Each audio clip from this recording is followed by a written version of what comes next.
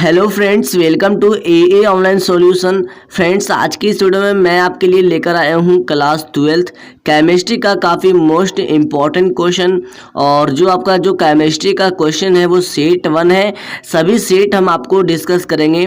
एक सेट में हम 42 क्वेश्चन डिस्कस करेंगे, इसलिए आप इस वीडियो को पूरे अंत तक देखना। और इस सेट में जितने भी क्वेश्चन है सभी MCQ इम्पॉर्टेंट क्वेश्चन है। आप प्लीज़ इस वीडियो को पूरे अंत तक देखना। साथ ही साथ अगर आप नए हो तो हमारे चैनल को सब्सक्राइब करना बिल्कुल ना भूलना, और साथ ही बगल में बेल आइकन बना होगा उसको भी ऑल पे क्लिक करके दबा देना, ताकि हर वीडियो का नोटिफिकेशन आपको सबसे पहले मिल सके। तो चलिए हम केमिस्ट्री सेट 1 की वीडियो को स्टार्ट करते हैं। फ्रेंड्स, पहला नंबर सवाल आपको स्क्रीन पर दिख रहा होगा। पहला नंबर सवाल कहता है निम्न में से कौन आक्रिस्टलीय है। निम्न में से कौन आक्रिस्टलीय है? तो ये ग्लास जो है हमारा आक्रिस्टलीय हो जाएगा। ऑप्शन का सी बिल्कुल करेक्ट आंसर हो जाएगा। और हीरा, ग्रेफाइट और सामान्य नमक ये सभी जो है क्रिस्टलीय है, और ये जो ग्लास है जो है हमारा वो आक्रिस्टलीय है। नेक्स्ट क्वेश्चन, जर्मेनियम के क्रिस्टल में वर्ग 13 के तत्व डालने पर प्राप्त होता है। Ge मतलब होता है जर्मेनियम। तो आप पढ़ सकते हो कि जर्मेनियम के तत्व में वर्ग 13 के डालने पर क्या प्राप्त होता है? तो P टाइप प्राप्त होता है। ऑप्शन का भी बिल्कुल करेक्ट आंसर हो जाएगा। आप क्या करिए, ये सारे क्वेश्चन को कॉपी में नोट करिए, उसके बाद आप घर में रिवीजन करिए, और रिवीजन करने के बाद सेट को क्वेश्चन को रखकर आंसर को छुपाकर सभी क्वेश्चन का आंसर एक जगह आंसर शीट बनाइए, और फिर उसके बाद चेक करिए कि मेरा कितना सही जाता है। ऑफकोर्सली इससे आपका पूरी ऑब्जेक्टिव अच्छे से याद हो जाएगा। अगला क्वेश्चन देख लीजिए, घनीय निविड़ संकुलन संरचना में कितने प्रकार के ऑक्टाहेड्रल स्थान होते हैं? घनीय निविड़ संकुलन संरचना में कितने प्रकार के ऑक्टाहेड्रल स्थान होते हैं? तो ये 4 प्रकार के होते हैं। इस क्वेश्चन का करेक्ट आंसर ऑप्शन ए हो जाएगा। नेक्स्ट क्वेश्चन देखिए, चौथा नंबर सवाल है सिलिकॉन यानी कि Si। तो सिलिकॉन में क्रिस्टल में वर्ग 15 तत्व डोपेन से प्राप्त होता है। मतलब Si जो है सिलिकॉन में जो क्रिस्टल है वर्ग 15 तत्व डोपेन से क्या प्राप्त होता है? तो N टाइप प्राप्त होता है। इस क्वेश्चन का राइट आंसर ऑप्शन ए हो जाएगा। जो ये सेट में हम जितने भी क्वेश्चन कवर कर रहे हैं कि आई होप, उम्मीद है कि ये क्वेश्चन, ये जो सेट है, ये वीडियो से काफ़ी क्वेश्चन आपके बोर्ड एग्जाम में टैली करेंगे, इसलिए आप सारे क्वेश्चन को याद करिएगा। नेक्स्ट क्वेश्चन कहता है CaCl एक कोष्टिका में A बराबर निम्न में से कौन होगा? तो ध्यान दीजिएगा, CaCl एक कोष्टिका में A बराबर 2A होता है। राइट आंसर ऑप्शन ए हो जाएगा। 6 नंबर सवाल देख लीजिए, हेक्सागोनल निविड़ संकुलन संरचना में उपसह संयोजन संख्या कितनी होती है? हेक्सागोनल निविड़ संकुलन संरचना होती है और उसी में उपसह संयोजक संख्या कितनी होती है? तो 12 होती है। राइट आंसर 6 का ऑप्शन नंबर ए हो जाएगा। 7 नंबर सवाल देख लीजिए। 7 नंबर सवाल का आंसर आई होप आप लोग बता सकते हो, तो आप कमेंट बॉक्स में हमसे पहले आप आंसर दीजिए। फ्रेंकल और शॉर्टकी दोष है। फ्रेंकल और शॉर्टकी दोष क्या है? ऑप्शन देखिए, नाभिक दोष, परमाणु दोष, क्रिस्टलीय दोष और आणविक दोष। तो फ्रेंकल और शॉर्टकी दोष जो है वो क्रिस्टलीय दोष है। राइट आंसर ऑप्शन सी हो जाएगा। आई होप आपने जो कमेंट बॉक्स में 7 का आंसर बताया होगा बिल्कुल करेक्ट गया होगा। फ्रेंकल दोष और शॉर्टकी दोष जो है वो क्रिस्टलीय दोष है। राइट आंसर ऑप्शन सी हो जाएगा। 8 नंबर सवाल देखिए, Na2O में सोडियम का उपसह संयोजक संख्या कितनी होती है? यानी Na2O मतलब होता है सोडियम ऑक्साइड। तो सोडियम ऑक्साइड का उपसह संयोजक कितनी होती है? तो ऑप्शन ए हो जाएगा, यानी कि 6 होती है। याद रखना, Na2O सोडियम ऑक्साइड का उपसह संयोजक संख्या होती है 6। ऑप्शन का ए बिल्कुल करेक्ट आंसर हो जाएगा। 9 नंबर सवाल देखिए, कहता है कि गिलास है, गिलास इज यानी गिलास एक है। तो गिलास एक सुपर कोल्ड लिक्विड है। सुपर कोल्ड लिक्विड के मतलब जो होता है एक अच्छे प्रकार का ठंडे द्रव्य। तो याद रखना, ग्लास एक सुपर कोल्ड लिक्विड है, यानी अच्छे प्रकार का ठंडे द्रव्य है। 10 नंबर सवाल देखिए, आणविक ठोस साधारणता होते हैं। आणविक ठोस साधारणता क्या होते हैं? तो राइट आंसर हमारा परिवर्तनशील होते हैं। 10 का हमारा ऑप्शन सी हो जाएगा। आणविक ठोस साधारणता परिवर्तनशील होते हैं। और अगर आप ये सारे क्वेश्चन लेना चाहते हैं तो आप फटाफट पहले हमारे चैनल को सब्सक्राइब करिए, ताकि हर एक वीडियो का नोटिफिकेशन आपको सबसे पहले पहुंचेगा। और आपको क्या करना है, टेलीग्राम ऐप डाउनलोड करिए, उसमें ग्रुप है, आप उसमें ऐड हो जाइए, और आपको सभी प्रकार का हर एक सॉल्यूशन आपको जरूर मिलेगा। साथ ही साथ आपको क्वेश्चन भी दिया जाएगा, तो आप हमारे चैनल में बने रहिएगा। 11 नंबर सवाल कहता है, निम्न में कारक के कारण ठोस का निम्न घनत्व होता है, यानी कारक के कारण ठोस का निम्न घनत्व क्या होता है, तो क्लोज पैकिंग होता है। ऑप्शन का ए बिल्कुल करेक्ट आंसर हो जाएगा। 12 नंबर सवाल देखिए, निम्नलिखित में घनीय एकक कोशिका को दर्शाता है। घनीय एकक कोशिका को क्या दर्शाता है, तो इसमें जो है आप कंफ्यूजन हो सकते हो। अगर आप ये क्वेश्चन को देखोगे तो आपको इस वीडियो में याद हो जाएगा।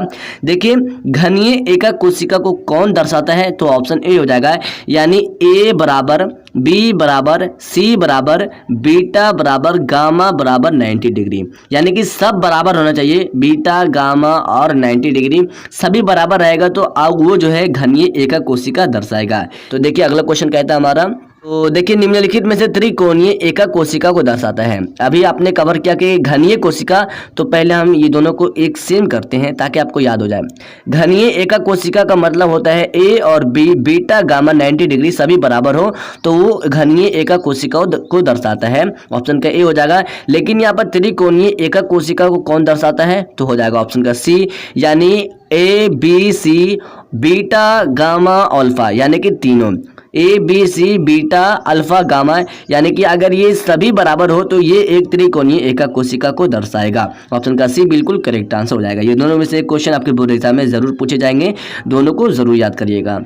14 नंबर सवाल कहता है, निम्न में एकक कोशिका में क्रिस्टल का त्रिकोणीय संरचना है। निम्न में एकक कोशिका में क्रिस्टल का त्रिकोणीय संरचना कौन हो जाएगा, तो हमारा क्यूब हो जाएगा, जो ऑप्शन का ए बिल्कुल करेक्ट आंसर हो जाएगा। क्यूब मतलब क्या होता है, क्यूब मतलब होता है घन, और घन जो है क्रिस्टलीय का त्रिकोणीय संरचना है जो एकक कोशिका में दर्शाता है। ऑप्शन का ए बिल्कुल करेक्ट आंसर हो जाएगा।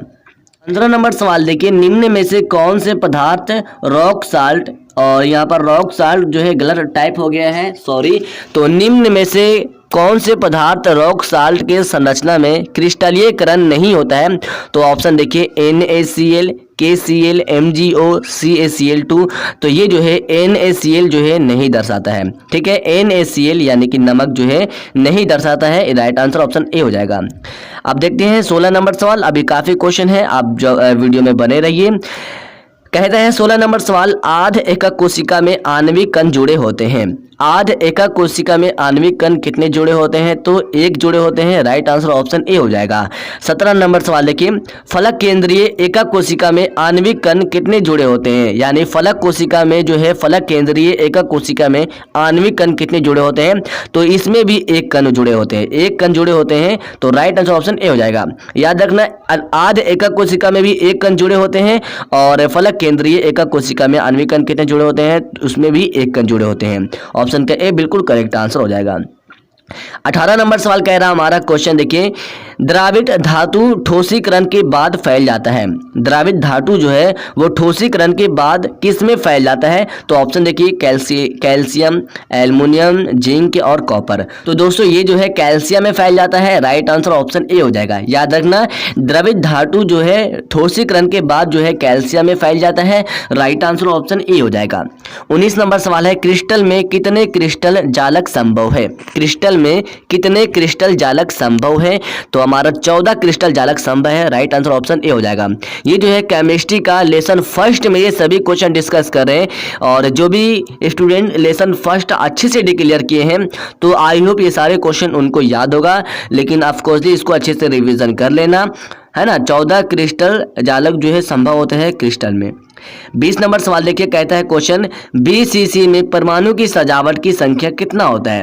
BCC में सभी स्मॉल में है, BCC में परमाणु की सजावट की संख्या कितनी होती है, तो 2 होती है। राइट आंसर ऑप्शन बी हो जाएगा। ठीक है, याद रखना, BCC में परमाणु की सजावट की संख्या जो होती है 2 होती है। 21 नंबर सवाल देखिए, AFCC ये भी स्मॉल में है, AFCC में किनारों की लंबाई कितनी होती है, तो AFCC में किनारों की लंबाई जो होती है 4/√3 और R। ठीक है, 4/√3 R होता है ना। तो राइट आंसर ऑप्शन ए हो जाएगा। याद रखना है, AFCC में किनारों की लंबाई जो होती है 4/√3 R होती है। राइट आंसर ऑप्शन ए हो जाएगा। 22 नंबर सवाल देखिए, 22 नंबर सवाल कहता है, ABC 3 तत्व क्रिस्टल में A कोण B घन के केंद्र में C किनारों पर उपस्थित है, तो यौगिक का सूत्र क्या होगा। इस क्वेश्चन को ध्यान से देखना। ABC 3 तत्व क्रिस्टल में A कोण पर रखा है, B घन के केंद्र पर है, और सी किनारों पर उपस्थित है, तो इसका जो यौगिक का सूत्र होगा वो ABC3 होगा। ठीक है, ABC3 होगा। राइट आंसर ऑप्शन सी हो जाएगा। अगला क्वेश्चन देखिए 23 नंबर सवाल कहते हैं, इसको छोटा करते हैं और दोनों क्वेश्चन एक ही में कवर करेंगे। ठीक है, देखिए क्वेश्चन कहता है 23 नंबर सवाल, फलक केंद्रीय एकाक कोष्टिका और पिंड केंद्रीय एकाक कोष्टिका का मुक्त स्थान क्या है। ध्यान से देखिए, फलक केंद्रीय एकाक कोष्टिका और पिंड केंद्रीय एकाक कोष्टिका, ये दोनों का मुक्त स्थान क्या है। तो राइट आंसर ऑप्शन डी हो जाएगा, यानी कि 26% एंड 32% जो है इसका मुक्त स्थान है। राइट आंसर ऑप्शन डी हो जाएगा। 24 नंबर सवाल देखिए, 24 नंबर सवाल कहते हैं निम्न में से कौन आणविक क्रिस्टल है। निम्नलिखित में से कौन आणविक क्रिस्टल है। तो सूखा बर्फ जो है वो एक आणविक क्रिस्टल है और बाकी जो ऑप्शन 3 बच गया है ये जो है एक आणविक क्रिस्टल नहीं है। ऑप्शन का सी बिल्कुल करेक्ट आंसर होगा, सूखा बर्फ जो है आणविक क्रिस्टल है। तो आपके एग्जाम में इस प्रकार के भी क्वेश्चन पूछे जा सकते हैं, आप जो है कंफ्यूज ना होना। तो 25 नंबर सवाल कहता है हमारा सोना धातु AU मतलब होता है औरम, सोना धातु का ऑक्सीकरण संख्या कितनी होती है। तो सोना धातु का ऑक्सीकरण संख्या होती है +1। राइट आंसर ऑप्शन ए हो जाएगा। 26 नंबर सवाल देखिए, निम्नलिखित में कौन लायोफिलिक क्लोड है ना दोस्तों, निम्नलिखित में से कौन लायोफिलिक क्लोड है। तो ऑप्शन देखिए दूध, गोंद, कुहासा और रक्त। तो राइट आंसर हमारा हो जाएगा ऑप्शन का बी, यानी कि गोंद जो है वो लायोफिलिक क्लोड है। ऑप्शन का बी बिल्कुल करेक्ट आंसर हो जाएगा।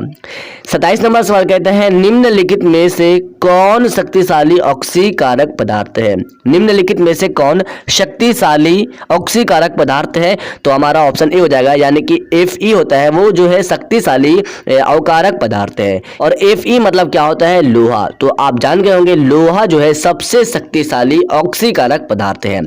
28 नंबर सवाल देखिए, निम्न में से किसकी आकृति चतुष्फलक होती है। निम्न में से किसकी आकृति चतुष्फलक होती है। इसको ध्यान से देखिए, मैं ऊपर कर देता हूं। देखिए चतुष्फलक जो आकृति होती है वो किसकी होती है। तो राइट आंसर हमारा हो जाएगा डी, यानी कि NiCl4 ब्रैकेट का 2, ये जो है आकृति चतुष्फलक होती है। 29 नंबर सवाल देखिए, 29 नंबर सवाल आपके लिए इंपॉर्टेंट है। प्रथम कोटि अभिक्रिया के लिए हाफ लाइन T1/2 को हाफ लाइन कहते हैं। तो प्रथम कोटि अभिक्रिया के लिए हाफ लाइन का मान कितना होता है। तो प्रथम कोटि अभिक्रिया के लिए जो हाफ लाइन का जो मान होता है वो 0.693/K होता है। राइट आंसर ऑप्शन बी हो जाएगा। अब देखिए 30 नंबर सवाल कहते हैं, 30 नंबर सवाल आई होप आप बता सकते हो, फैराडे का विद्युत अपघटन नियम निम्न में से किससे संबंधित है। तो फैराडे का जो विद्युत अपघटन है वो आपको बताना है कि वो किससे संबंधित है। वो जो है इलेक्ट्रॉन के समतुल्य भार से संबंधित है। ऑप्शन के डी बिल्कुल करेक्ट आंसर हो जाएगा। ये क्वेश्चन को याद रखना, फैराडे का विद्युत अपघटन नियम जो है वो इलेक्ट्रॉन के समतुल्य भार से संबंधित है। राइट आंसर ऑप्शन डी हो जाएगा।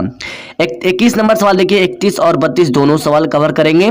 सीने बार कहा जाता है, सीने बार कहा जाता है। तो सीने बार किसको कहा जाता है। तो HGS को सीने बार कहा जाता है। HGS correct answer option A हो जाएगा। 32 नंबर सवाल देखिए, डी ऑर्बिटल का आकार कैसा होता है। डी ऑर्बिटल का आकार कैसा होता है। तो ऑप्शन देखिए गोलीय, डंबेल, डबल डंबेल और नन। तो देखिए डी ऑर्बिटल का जो आकार होता है वो डबल डंबेल होता है। राइट आंसर ऑप्शन सी हो जाएगा। याद रखना डी ऑर्बिटल का आकार डबल डंबेल होता है। 33 नंबर सवाल देखिए, परमाणु द्रव्यमान बराबर होता है। परमाणु द्रव्यमान किसके बराबर होता है। तो परमाणु के इलेक्ट्रॉन की संख्या और प्रोटॉन के योग के बराबर होता है। याद रखना परमाणु द्रव्यमान किसके बराबर होता है। तो परमाणु के इलेक्ट्रॉन की संख्या और प्रोटॉन के योग के बराबर होता है। करेक्ट आंसर ऑप्शन सी हो जाएगा। 32 नंबर सवाल देखिए, 34 नंबर सवाल है। 34 नंबर सवाल कहता है कि बिना बुझा हुआ चूना को जब जल में डाला जाता है तो अभिक्रिया क्या होती है। बिना बुझा हुआ चूना को आप जल में डालोगे तो उससे कौन सी अभिक्रिया उत्पन्न होगी। तो ऊष्माक्षेपी अभिक्रिया उत्पन्न होगी। राइट आंसर ऑप्शन ए हो जाएगा। और ऊष्माक्षेपी अभिक्रिया उसे कहते हैं जो ऊष्मा का उत्सर्जन करता है। ऊष्माशोषी उसे कहते हैं जो ऊष्मा को आकर्षण करता है, यानी कि अपने की तरफ खींचता है, प्रतिकर्षण करता है, यानी ऊष्मा जो है अपने तरफ खींचता है। और ऊष्माक्षेपी जो है वो क्या करता है, उत्पन्न करता है। राइट आंसर ऑप्शन ए हो जाएगा। तो याद रखना जब भी बुझा हुआ चूना को जब जल में डालोगे तो वो जो है ऊष्माक्षेपी अभिक्रिया हो जाएगा।